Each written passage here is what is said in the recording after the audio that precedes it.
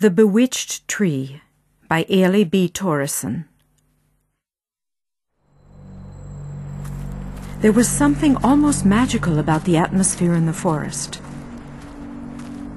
Rays of sun penetrated the network of leaves and created a beautiful pattern on the trail. A young woman strolled down the trail walking a Dalmatian. She took a deep breath of air scented by fragrant flowers and damp forest ground. She was filled with excitement and anticipation. Mark had told her to put the past behind her. Once she saw the place with her own eyes, she could forget the frightening memories and move on. The dog was excitedly sniffing every bush along the trail. The woman looked at her tail-wagging companion with a smile. In front of them was a large grove of tall, thin trees. This must be the place. She looked around with relief. Mark was right. This wasn't the slightest bit frightening. She was just about to turn around when her gaze fell upon a tree that was different from the others.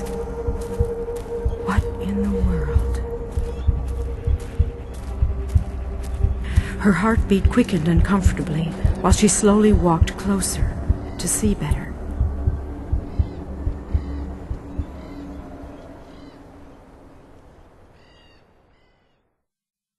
Katelyn plus Jessica equals trouble. Kelly, are you coming? The others were ready a long time ago. Dad's voice sounded uncharacteristically impatient. I'll be there in a second. I threw a guilty look toward the stable door. What if Dad asked Katelyn to come in and help me? I couldn't stand the idea of any more sarcasm from my sister. I knew perfectly well that Katelyn thought I was helpless. No matter how much I tried, I was never able to please her anymore. Way back when, Katelyn was nice and pretty patient with her clumsy baby sister. But she seemed to have totally changed her personality recently. That is, since she became best friends with Jessica, one of the popular girls at school. At least that's how it seemed to me. She copied Jessica's style of clothes, hair, even her rude and sarcastic way of talking to people. It might have been downright funny, if not for the fact that most of her sarcasm was directed at me. Jessica has hated me since the very first time she came to the stable with Katelyn, because I refused to let her borrow my pony. Now it seems as if the two have made it their main goal to make life miserable for me. I was trying really hard to tighten the girth. My pony, Happy, is an expert at expanding his belly when I put the saddle on him. When it's just the two of us going somewhere, I don't care that much, because I just wait until he gets tired and stops. But at that moment I was in a hurry. No doubt Katelyn was already sitting on Rodney's back, thinking up a list of malicious remarks that would impress the oh-so-cool Jessica. Now be nice, I told Happy, feeling an all-too-familiar lump in my throat. On days like this, I wondered why I bothered with horseback riding at all. I've never been particularly good at riding, but that hadn't mattered much before, because nobody used to pay any attention to me. It was different now, thanks to Jessica and Katelyn. They always pointed out every little mistake I made, and I made plenty of them. I swallowed a sigh as I felt the oncoming rush of tears. Both my dad and my big sister had a natural talent for horseback riding, so why was it that I had so much trouble with everything? Happy snorted and scraped his foreleg on the floor. He was usually a very gentle and calm pony, but he wanted to be out with the others and was getting impatient. It's your own fault this is taking so long, the way you keep filling your lungs. I tried to say it sternly. Happy just rolled his eyes as if to say, yeah, right. It made me laugh, and suddenly I felt much better.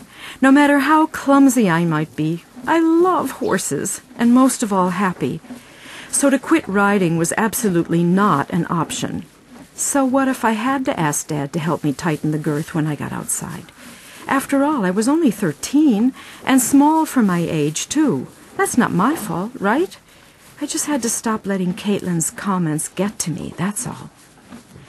I straightened my back, patted my beautiful chestnut pony on the neck, and marched out of the stable, holding my head high. My sudden burst of self-confidence lasted about 20 seconds. Katelyn and Jessica saw me coming and immediately put their heads together. Jessica said something and Katelyn started laughing. They looked so much alike they might as well have been twins, I thought. Long blonde hair, way too much makeup, and arrogant, snooty expressions on their faces. I looked around for Dad, but he wasn't there.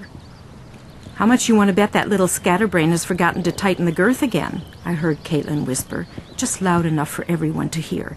"You wouldn't know she was actually raised at a riding school, but I guess some people just can't help being incompetent."